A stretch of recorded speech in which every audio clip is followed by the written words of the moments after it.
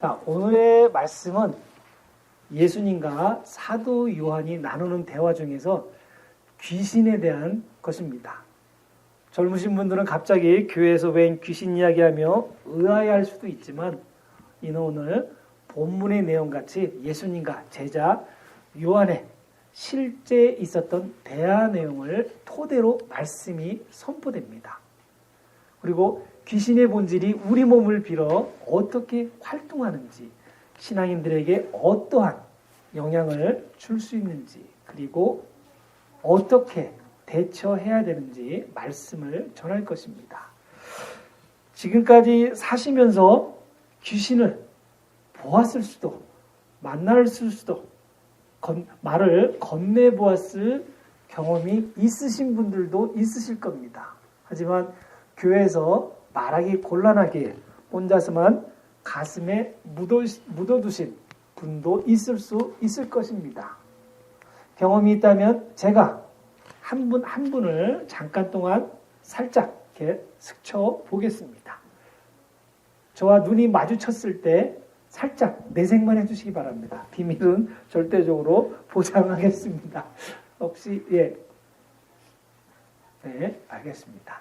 자, 오늘 말씀의 형식은 성경 공부 진행 방식입니다. 가능하면 성경을 근거로 말씀을 들을 것이기에 화면에 성경 구절이 많이 등장하게 됩니다. 왜냐하면 제가 이 말씀을 준비하면서 유튜브, 인터넷 여러 책들을 찾아보니 이상한 내용들이 참으로 많았습니다. 가령 내가 귀신이 들렸는지 아는 방법, 귀신을 내쫓는 법, 기도로 귀신을 내쫓는 방법, 귀신이 내 몸으로 들어오게 하지 못하는 신앙생활 등등 이루 헤아릴 수 없을 정도로 동서양을 막론하고 목회자들과 축살하는 자들의 가지각색의 제목들을 보았습니다. 성도님들 절대 성경에 근거 없는 유튜브 영상이나 설교 그리고 이상한 책에 현혹되지 마시기를 바랍니다. 특히 이 부분은 천사론을 믿으시는 분들에게 많이 나타나는 현상이며 천사론이 이단의 대표적 사례라는 것을 일반 성도님들은 잘 모르십니다.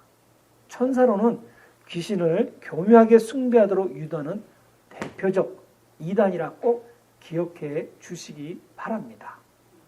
또한 오늘의 말씀은 어떠한 정신질환에 대하여 조금도 언급이 없습니다. 오해 없으시기를 부탁드립니다. 본문을 통해 예수님과 요한의 말씀에서 파생되는 성경 안에서의 말씀만 전합니다. 정신질환과 귀신 들림은 전혀 다른 문제이므로 연결시키지 마시기 바랍니다. 오늘 말씀의 배경은 예수님의 제자 요한이 예수님께 칭찬을 받기 위하여 자신이 행하였던 일을 자랑하는 장면입니다. 내용은 어떤 사람, 즉 예수님의 제자도 아닌 사람이 요즘 의미로 해석하면 다른 교단이나 교회 다니는 사람이 우리와 같이 뜻과 행동을 하지 않으면서 우리의 존경스러운 예수라 불리는 선생님의 이름을 사용하여 귀신을 내쫓았다는 것입니다. 그래서 요한은 그에게 다가와 우리와 함께할 것을 요구하지만 거절을 당하게 되었습니다. 그래서 요한은 화가 나서 당신이 우리와 함께 뜻과 행동을 하지 않으면 귀신을 내쫓는 일을 할 권한이 없으니 다시는 그러한 일을 하지 말아라. 만약에 다음에 또 귀신 내쫓는 사역을 허가 없이 한다면 우리에게 혼날 줄 알아라 하고 더 이상 예수의 이름을 사용하지 못하게 한 것입니다. 요한은 세베대의 아들로 야고보와 형제입니다. 그는 야망 있고 타인을 쉽게 정죄하는 타입이며 후에 사랑이 충만한 사도가 되어 끝까지 살아남아 남았던 유일한 예수님의 제자입니다. 그는 요한복음, 요한 1, 2, 3서, 요한계시록을 기록한 저자이며 성경에서는 사도 요한, 세베대의 아들 요한 등으로 불리고 구분합니다. 형인 야고보와 마찬가지로 불같은 성격의 소유자로 천둥의 아들이라는 별명도 가지고 있습니다. 그럼에도 예수님께서 특별히 사랑하셨던 제자 중에 한 사람이었습니다. 그렇다고 예수님께서 12제자 가운데 특별히 누구를 편애하셨거나 누구를 더 사랑하셨다고 생각하지는 않습니다. 하지만 요한은 예수님의 사랑을 100% 순수하게 받아들였고 제자 중에 십자가에 달리신 예수님을 끝까지 지켜본 유일한 제자이며 예수님께서 직접 요한에게 육신의 어머니 마리아를 보살펴달라는 유언을 받은 제자였습니다. 오늘 본문의 시작은 요한이라는 예수님의 제자가 말을 이어가기에 자칫 잘못하면 이 사건의 모든 시작과 결과가 요한 혼자 벌린 것처럼 느껴집니다. 그러나 본문 38절 자세히 다시 보시면 성경 번역에 따라 우리라는 단어가 무려 3번에서 4번이 들어가 있습니다. 즉 예수님의 제자들 중 한 무리가 어떠한 사람이 예수의 이름으로 귀신을 내쫓다는 소식을 듣고 자신들이 생각에는 이 사람을 우리 집단에 편입시킬 필요가 있다고 생각했습니다. 제자들을 자신들의 생각이 옳고 정당하여 그렇게 결론을 내렸을 것입니다. 결국 몇몇이 그를 찾아가 합류할 것을 요구하였지만 상대방은 이 요구에 불응하게 됩니다. 그러나 제자들은 분노에 휩싸여 이 한 사람에게 집단으로 공포감을 심어주고 왔다는 것입니다. 누가요? 예수님의 제자들이요. 오늘날 우리가 12사도라 불리는 믿음의 본이 되는 그 훌륭한 분들이 그랬다는 것입니다. 그분들이 잠시 동안이나마 분노 때문에 이성을 잃고 더러운 귀신들의 장난에 빠져 들었다는 것입니다. 이유가 무엇이라고 생각하십니까? 간단합니다. 우리 편이 아니라는 것입니다. 저는 여태까지 말씀을 나누면서 교회는 나라는 단어보다는 우리라는 단어를 사용한다 주장하였습니다.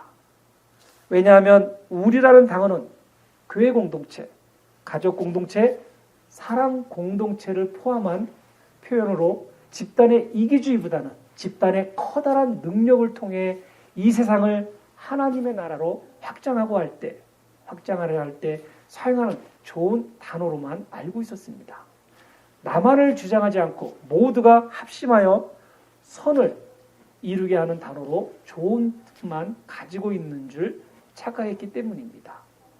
그러나 아무리 좋은 것일지라도 사람들이 어떻게 활용하느냐에 따라 다른 느낌, 다른 감정, 다른 결과를 초래할 수 있다는 것을 새삼 깨우치게 되었습니다. 좋게 생각하고 있었던 우리라는 단어를 사용함에 있어 사랑과 섬김의 마음 없이 예수 그리스도의 마음 없이 우리라는 집단말을 강조하기 위한 목적으로 사용한다면 오늘 본문의 말씀과 같이 이 또한 더러운 귀신의 함정에 빠질 수 있다는 것입니다. 그런데 본문 39절에 예수님께서 제자들에게 묘한 말씀을 하십니다. 금하지 말라. 내 이름을 의탁하여 능한 일을 행하고 즉시로 나를 비방할 자가 없을 것이라는 말씀입니다. 저는 이 말씀을 놓고 세상적인 말씀이었는지 영적인 말씀이었는지를 놓고 숙고해 보았습니다. 세상적으로 표현하자면 지금 당장은 나의 이름을 사용하니 나의 이름을 사용하는 동안에는 나를 배반하지 않을 것이라는 뉘앙스가 포함되어 있다고 생각해 보았습니다. 영적으로는 아무리 예수의 이름을 사칭해서 귀신을 내쫓으려 한다 할지라도 그의 마음속의 진정으로 예수님을 믿지 않는 한 하나님의 허락 없이는 귀신을 내쫓는 역사는 일어날 수 없을 것이기에 그는 현재 나를 절대적으로 믿고 있다는 단증이라는 것입니다. 또한 귀신들은 예수의 이름만 들어도 귀신을 내쫓는 자가 비록 신실한 믿음이 없이 행한다 하더라도 혼비백산하여 도망한다는 것입니다. 그래서 이단들도 예수의 거룩한 이름을 사용한다는 것입니다. 그러므로 반드시 나와 함께 동행하지 않아도 그가 나의 이름을 사용하는 한은 나를 비난하지 않을 것이라 제자들에게 설명하고 계신 것입니다. 현재 우리가 살고 있는 말씀으로 상황을 재설정해 보면 세상에 존재하는 모든 기독교가 예수님의 진실된 사랑을 실천하고 복음을 인정하고 하나님만이 유일한 신이며 주 예수 그리스도의 이름으로만 구원을 얻을 수 있다는 확신이 있다면 교단에 상관없이 서로 합심하여 선을 이루라는 의미로 타교단, 타교회, 타교회 성도님들도 우리의 믿음의 형제 자매이므로 서로 같이 동역해야 한다는 말씀으로 받아들이셔야 한다는 것입니다. 단 이단은 아닙니다. 성도님들, 세상에서는 가족과 친구 사이에도 정치에 대해서 논하지 말라고 합니다. 종국에 파국으로 치닫게 되어 서로가 불편한 사이가 되기 때문입니다. 저희 목회자들 사이에도 비슷하게 금하는 것이 있습니다. 목회자들 사이에 서로가 교단이 다를 때 절대로 성경 교리를 놓고 대화하지 않는 것이 불문율입니다. 잘못하면 엄청난 커다란 분쟁거리가 생깁니다. 다시 생각해봐도 참으로 정말 못난 목회자들입니다. 우리가 예수를 따르는 것은 누가 크고 작고를 따지기 위해서가 아닌 것은 잘 알고 계실 것입니다.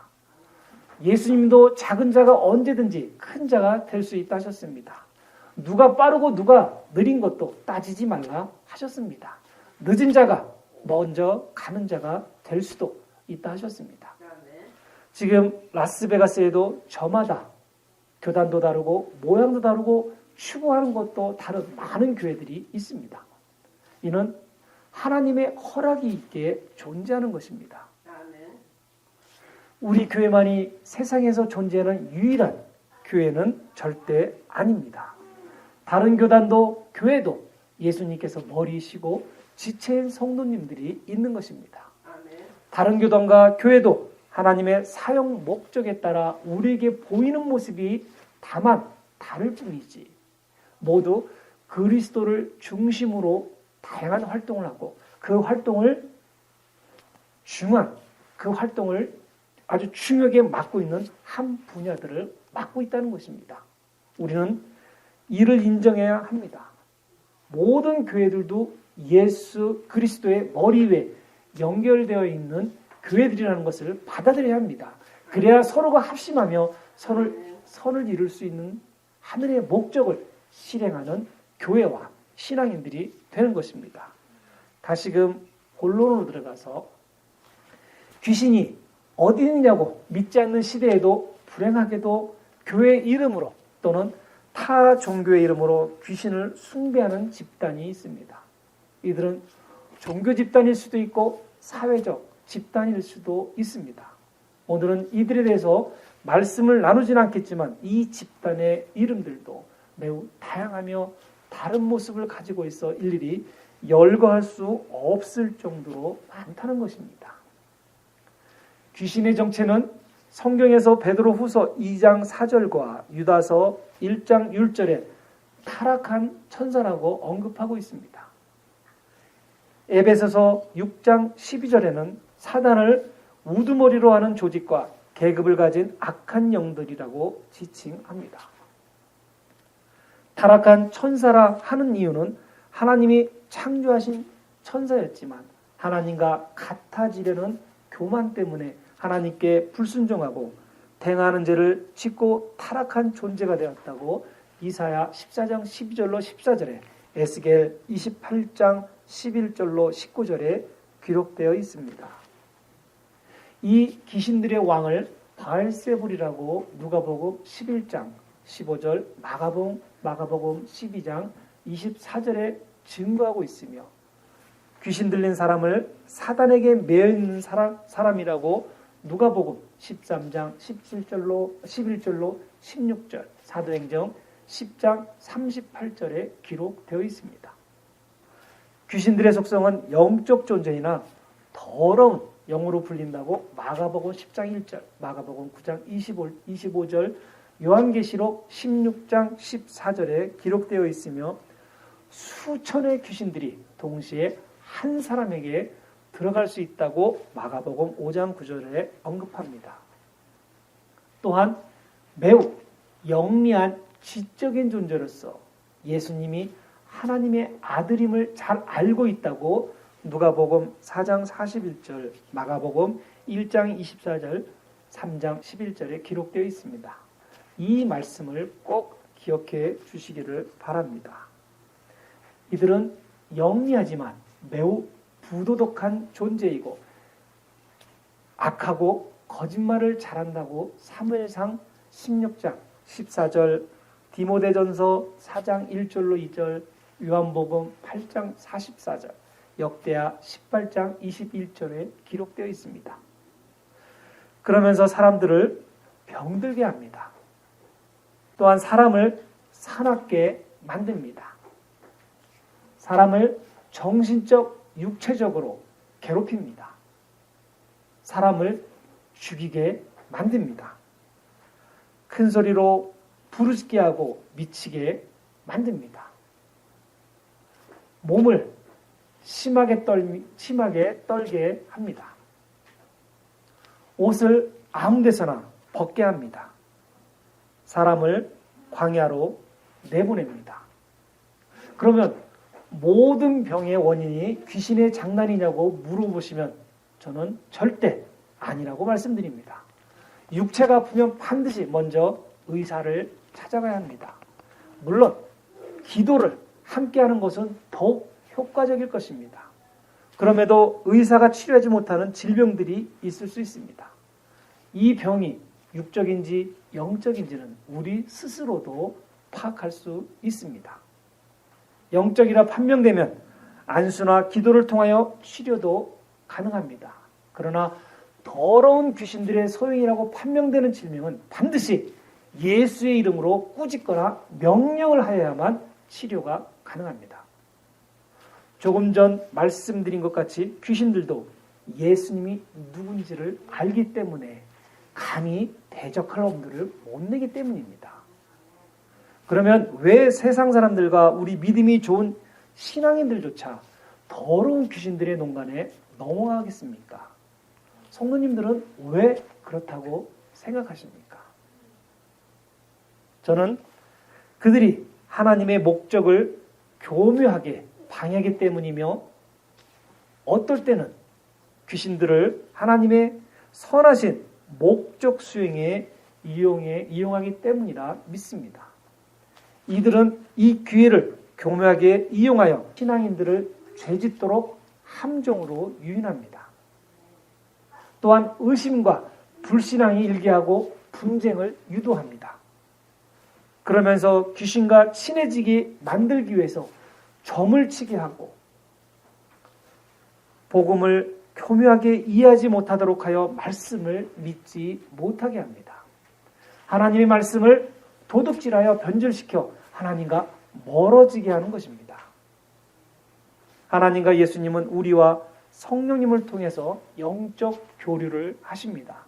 우리가 성령 충만할 때, 우리가 온몸과 온마음으로 예배를 드릴 때, 우리의 영이 항상 하늘에 초점을 두었을 때, 우리가 기도와 찬양으로 하나님과 대화를 하려 할 때, 우리가 거룩한 몸과 마음을 유지하려 할 때 등등 다양한 방법으로 영적 교류를 가질 수 있을 것입니다.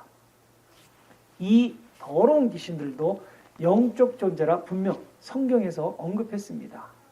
이들이 우리 사람들과 분명 영적으로 교감하는 길이 있을 것입니다.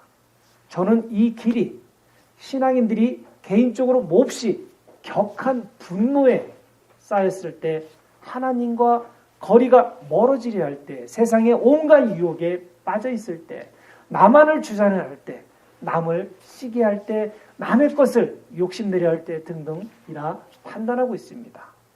아마 이때가 더러운 귀신들이 우리 몸속으로 들어오기 위해 호시탐탐 기회를 엿보고 있는 중 가장 적절한 때이며, 귀신들이 사용하는 방법으로 가장 빠르고 확실하게 신앙인들과 접촉을 시도할 때가 바로 신앙인들을 격한 분노에 휩싸이게 하는 것이라 생각합니다. 왜냐하면 분노를 일으키는 영향 중 가장 큰 이유는 자신의 이익과 욕구에 제한을 받았을 때, 내가 부당한 대우를 받고 있다고 판단할 때, 다른 사람들에게 이용당한다고 판단할 때, 혹은 누군가가 하나님께 대한 불순종이나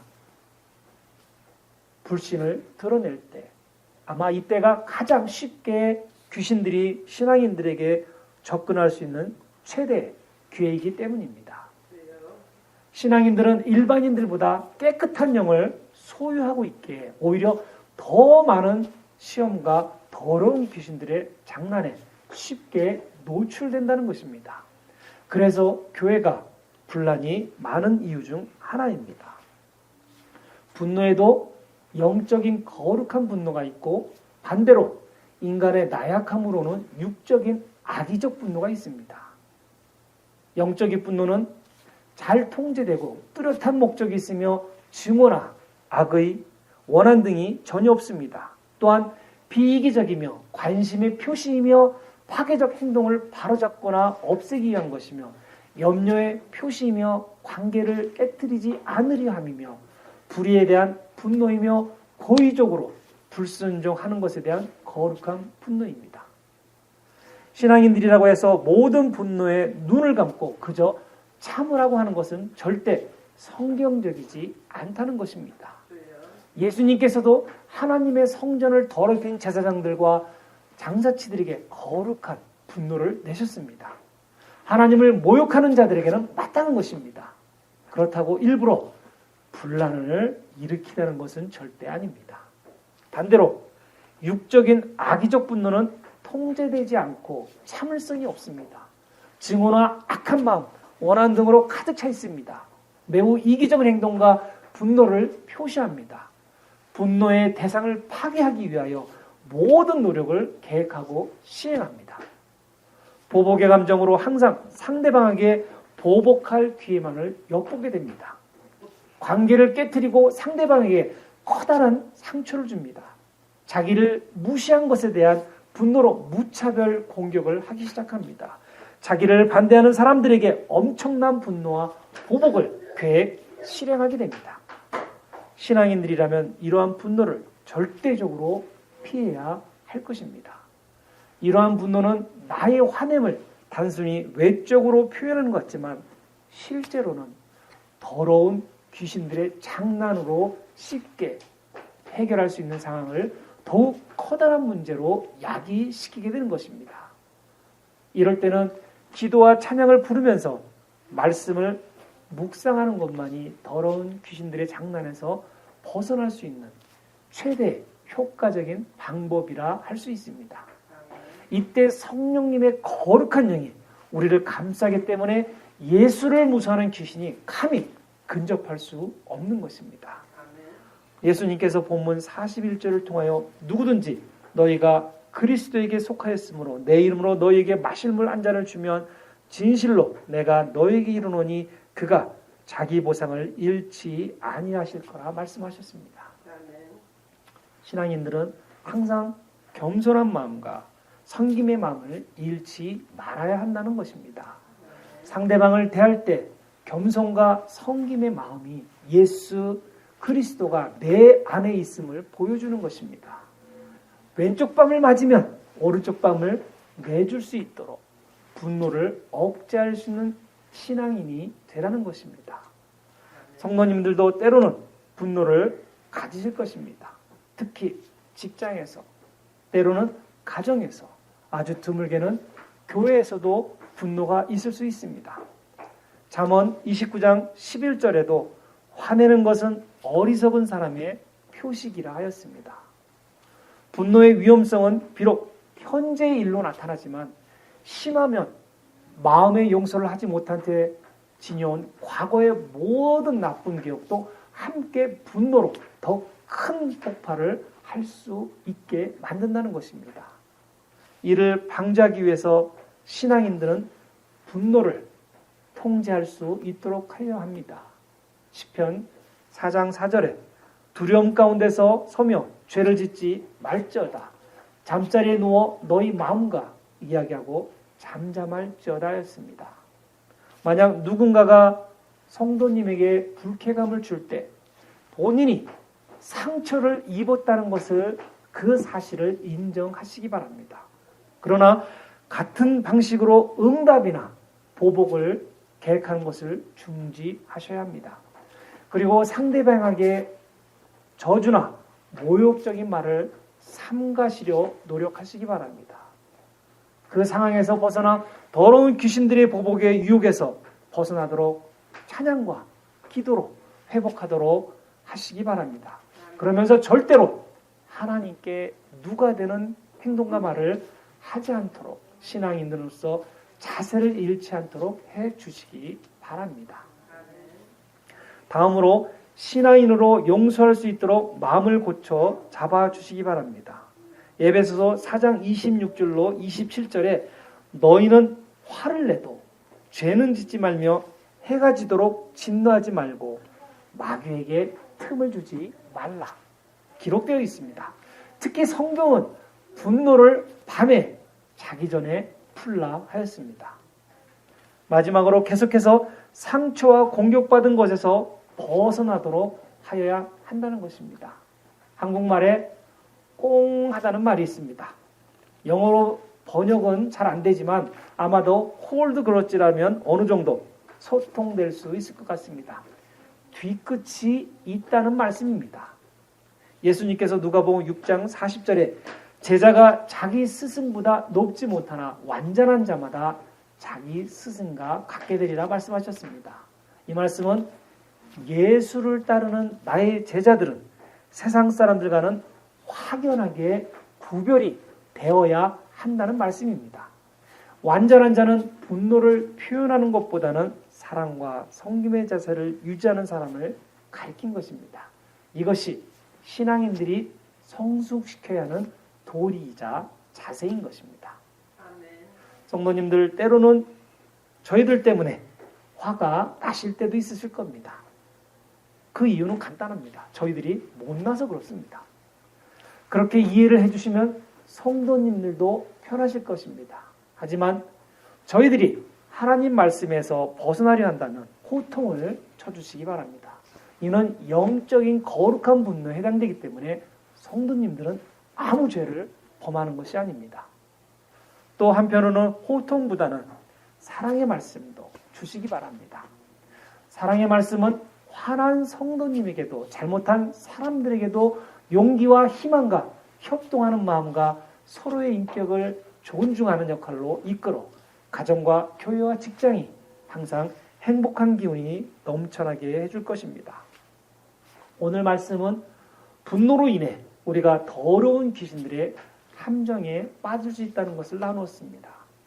이럴 때는 예수의 이름으로 선포하시고 분노를 조절하시고 찬양을 힘껏 불러보시고 골방에서 강하게 기도도 하시고 말씀을 붙잡고 묵상하셔서 신앙인으로서 하늘에서 주신 평안과 화평을 마음껏 이 땅에서 누리시기를 원하시는 하나님께서 우리에게 주시는, 우리 성도님들에게 주시는 말씀입니다.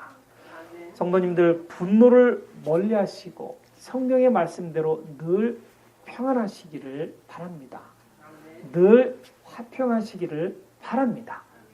성도님들의 얼굴에서 예수 그리스도의 미소가 항상 머금어 있기를 바랍니다.